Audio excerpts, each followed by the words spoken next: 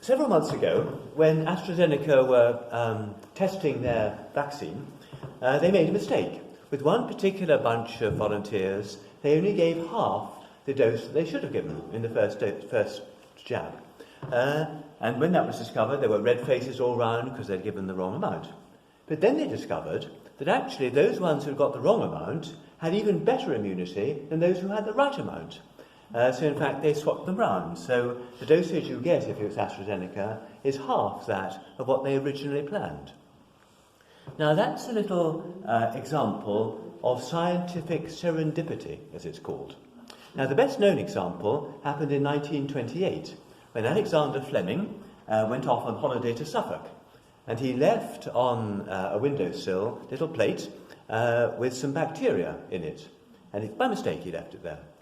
When he got back from holiday in Suffolk, he found that a fungus had formed around the bacteria and had killed the bacteria. So he thought, oh my goodness, this could be very useful in combating bacterial illnesses in human beings. And so he invented penicillin, exactly, you know the story. So that's another example of serendipity. Here's a story you may not know quite so well. Henri Becquerel. Probably got that wrong, actually. My Poirot accent. It was a scientist working in somewhere in Germany, no, in France. Anyway, he had a drawer in his desk where two things happened to be. One was a photographic plate, and the other was some uranium crystals. Now, they were both needed for separate experiments that he was doing. Opened the drawer. He was expecting to find that the photographic plate would show no exposure at all because it had been in the dark all that time. But it was fully exposed, and he concluded that the uranium crystals were emitting some kind of invisible light to the photographic plate, and therefore exposing it. And with that observation, he conceived the idea of, anyone know? Radioactivity, yes. And 6 decades later, 5 or 6 decades later, it led to the atomic bomb and all the terrible things that brings. But 5 or 6 years later, it led to his death. Nobody knew the cause of death at the time, but we now know from the description of it, he suffered radioactive poisoning. So, a serendipitous discovery. One or two more examples. A man called Percy Spencer, I think in the 1940s, was standing next to a radar machine. And it was, the relevant bit was about that height in relation to him. It was emitting microwaves. Now, he didn't feel any heat on his leg, but he found that he had a caramel bar in his pocket, and it started to melt through his trousers and down his leg. It's disgusting. And he thought, how amazing. And what had he just discovered? The microwave oven, yes. So that was how the microwave oven came about. And my last example goes further back into history, and an area of northern France. And they had a particularly cold winter. But nonetheless, the vineyards, when the spring came, they bottled their wine as usual. But the fact of this very cold winter had meant that the early part of the fermentation process hadn't taken place. So after a month or two, some of these bottles began to explode. So they quickly uncorked the other ones and poured them out because they didn't want to lose all their wine. And then they drank some of this wine that had exploded. And what were they drinking? Champagne, exactly, which is the name of the region in France where it all happened. So that was how champagne was invented. Now, as I say, these are examples of scientific serendipity. And the key points is something unplanned happened that hadn't been thought of or anticipated. And the second element is that somebody spotted its importance. They didn't just dismiss it. And that's a pretty good description of the Holy Spirit at work. The Holy Spirit does things that from our point of view are entirely unplanned and unexpected. And if we're open to the Spirit, then we have the nous to spot the Spirit at work in these things. So, unplanned events, and secondly, somebody, us, spotting things that are from the Holy Spirit in that unplanned event. Now, with that in mind, I've written down 7 handy hints I've got the list here, so my memory is not what it was. 7 handy hints of how to bring the Holy Spirit more strongly into our lives. Okay, all set? First hint. Put yourself in the way of the Spirit. Now, recently I made friends with a lady called Polly. She was born in 1935. I know that because she puts 35, part of her email address is 35, so whenever I see that she was born then, so that makes 86, does it? 85, something like that. She's elderly, but she's quite fit, and I think she's quite well off. She lives in a rather grand flat in Cambridge, so she could float round Cambridge in a sort of chauffeur-driven limousine or whatever. In fact, she goes by bus, and not only does she take the journey she needs by bus, she takes lots and lots of journeys by bus. In fact, she can spend whole days just going from one bus to another. And the reason she does this is unplanned conversations happen on the bus. She'll next to somebody, get into conversation, and then she'll be able to witness to Christ in some way, either talking about Christ or helping that person in some way. Or more often, actually, getting other people to help that person in some way. So she's dragooned me recently into helping an elderly lady with a very complex housing problem. I can't solve it, actually, but maybe the Spirit will show me the way. But anyway, this is all Polly's doing. She's putting herself in the way of the Holy Spirit happening by sitting on a bus. I dare say, when some people see Polly clambering onto their bus, they're so terrified of having good done to them that they bury their heads in the newspaper. But she hasn't mentioned that to me, I'm just inferring that. So that's handy hint number 1. Put yourself in the way of the Spirit. Handy hint number 2 is be flexible. Again, I made quite recently a friend of an American gentleman called Clinton Collister, and his lovely wife called Sarah Collister. They're both in their early 30s. They're from Michigan, and they've come to Britain to study theology at Cambridge University. And they're both very zealous Anglo-Catholics, if you know what that means. They're Anglicans, but like lots of ceremony and incense and all that kind of stuff. But they're very strict in their beliefs and doctrines, and very strict on moral matters. And they became Christians through a church like that in America, in Michigan, in fact.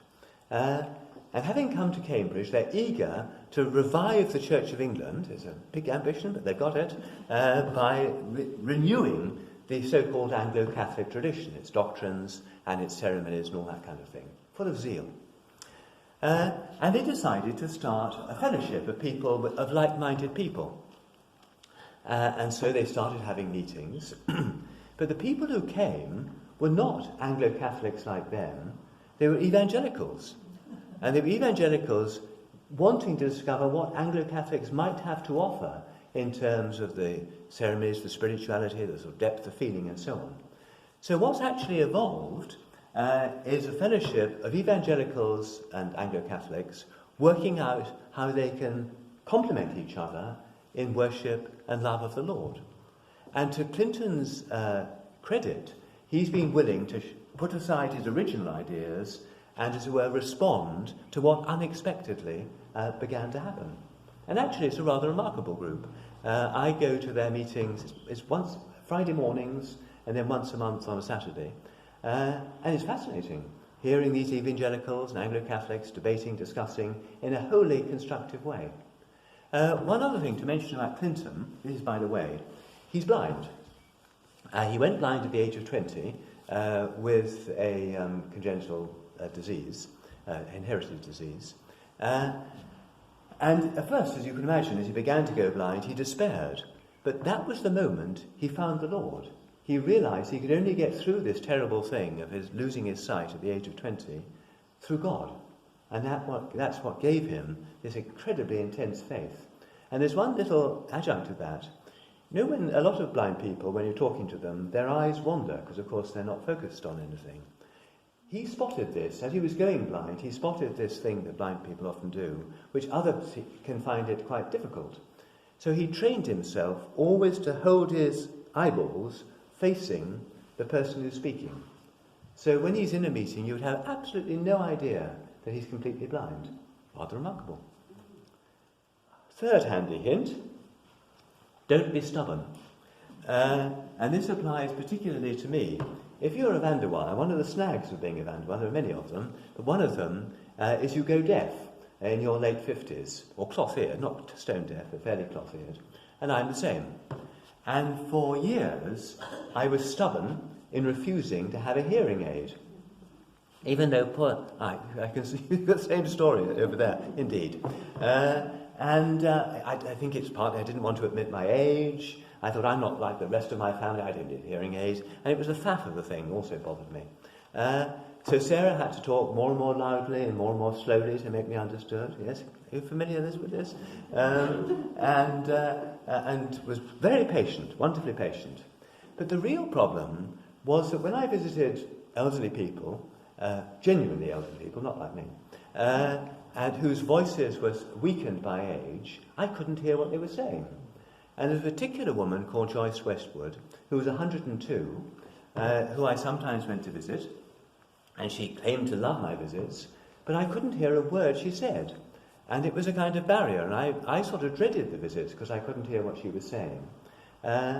Although she, as it were, claimed to like my coming. She then died. And I then, coincidentally, that was the moment I did give in on the hearing aid. And having got a hearing aid, I realised that if I'd had it before, I could have communicated properly with Joyce before she died. And I still feel badly about that. So don't be stubborn, and if you need a hearing aid, get one. Another of my bits, these handy hints. I'm not going on too long, am I? It's all right. You're still coping. Is listen to casual remarks. Anything that anybody might say might be the Holy Spirit talking to you. So never disparage anything anybody says. It could be the message you need to hear. Now, I can give you two little examples of that. One is Barbara. She's not here today. But about 12 years ago, I was grumbling to Barbara. I think Sarah and I were together, and there was Barbara. I was grumbling about the parish where I was, Upton, and difficulty of ministry and so on. And she then said, out of the blue, this is very un-Barbara-like, because she was very forthright. She said, "You've been there too long, haven't you?" And I realised she was right. And so we had very clear guidance subsequently that God wanted us to move, and we did move, and all sorts of blessings happened. But it was Barbara's casual remark that set us off on seeing what we needed to do. That's one little example. Another example of casual remarks mattering is in 1997 I had a swimming accident, and a rather complicated story, but I perforated an eardrum and went half deaf. And I went to the doctor, and the doctor misdiagnosed it and thought it was wax was the problem. So he gave me this solvent stuff, poured it in the ear, went straight through into my inner ear, because the pain was excruciating. The pain subsided after an hour or two, but I was left with tinnitus, which I forgot. Now, for the first, I dare say, probably about half of you, who has tinnitus? There's quite a number of us. It's a common complaint. And for a few months, it really bugged me. I felt as though there was something horrible inside my head, and I couldn't get rid of it. And then I was at some do, I can't remember what it was. I met this old chap, who had been in a Japanese prisoner of war camp, Bridge on the River Kwai kind of stuff. And one of the ways in which the Japanese commandants, whatever they were, made life miserable was to play a continuous loud sound on a tannoy. So all through the night there was this sort of deafening sound. So I said to this chap, "Well, how did you cope with that?" And he said, "You've stopped hearing it. It didn't seem to matter. You were deaf to it." Doing. That was the word I needed to hear to cope with my tinnitus. It was like a tannoy in a Japanese war camp, and I think it's because I externalised the noise. It was no longer something attacking my brain. But anyway, those words, in my case, it wouldn't work for anybody with tinnitus, happened to be the words I needed to see. And from that day onwards, the tinnitus has only slightly bothered me. And often days can go by and I don't really hear it. So, casual remarks. Next handy hint. We got to number 5, I think, here, just to encourage you. Because the sermon that says, "And 23rdly," is not a sermon you want to hear. So this is number 5. Find everybody interesting There's no such thing as a boring person. Everybody has their tale to tell. Everybody has interesting ideas, interesting opinions, interesting experiences. There's no such thing as a boring... There is actually one thing that makes people boring, is too much drink. Drunken people are dull. But when people are sober, like I hope we all are, then everybody, as I say, is interesting. And when we're interested in each other, we help evoke a sense of the Spirit. By my being interested in you, you might find, through my interest, actually how the Holy Spirit is working in your life. So actually it's through mutual interest that we can evoke the Holy Spirit in one another. So remember, nobody is dull. Everybody is interesting. When I was at school, I had a friend. In those days, we just called each other by our surnames. And I had a friend called Finer. I cannot remember what his first name was. He was just Finer. F-I-N-E-R. And he had a father whose Christian name I can remember, actually. Well, he was a Jew, so it wasn't a Christian name, but his name I can remember because he was quite famous, called Morris Finer, very distinguished judge and barrister and so on. And Morris Finer would often turn up at school cricket matches to watch his son, my friend, play cricket, and the son was good at it. But Mr. Finer, Morris Finer, never watched the cricket. He'd bring a folding chair, put it under a tree, and work on legal opinions and legal cases and so on. He never had time to watch his son play. He just turned up and then sat under a tree doing his legal stuff. And what he said to his son, because he has such a busy life, if you want to see me, you must make an appointment with my secretary. And you must tell me in advance what it is you want to talk to me about, so I can be properly prepared. Now, it's a horrible story, that, isn't it? Now, I'm sure my friend is fine and whatever. But he was so busy, he hadn't got time and space, even for his own son. But there's a general point there, that the Holy Spirit works through the spaces. If your whole life is planned, minute by minute, your diary is full, you may feel terribly important that your diary is full, but actually you're leaving no space for the Holy Spirit to work. The unfull diary is a great boon in terms of the Spirit working in our lives. Make space. Don't have everything mapped out, and then you're ready for the Spirit. Now, I'm about to get to my last one, but by way of preface, another little story. In 1847, a man called Samuel Weiss was working in Vienna General Hospital. And in that particular hospital, the death rate in the obstetrics ward was particularly high. And nobody knew why, but actually if you were a mum who went into that ward, the chances of your dying were extremely high.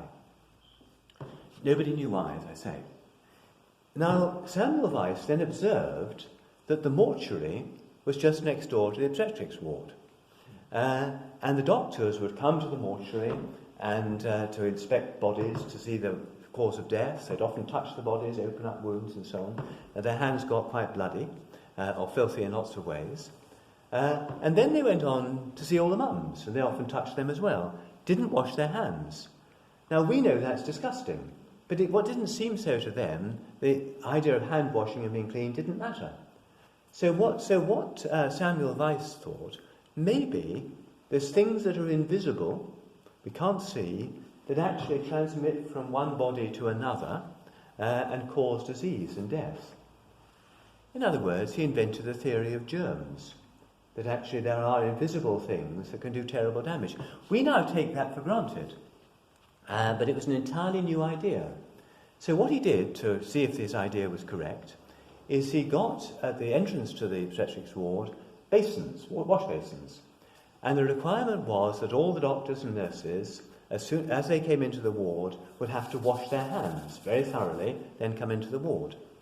As a consequence, all the older doctors were sceptical. This is sort of modern rubbish and so on. But it worked. The death rate plummeted, and General Hospital was actually a very healthy ward. As I say, by serendipity, he found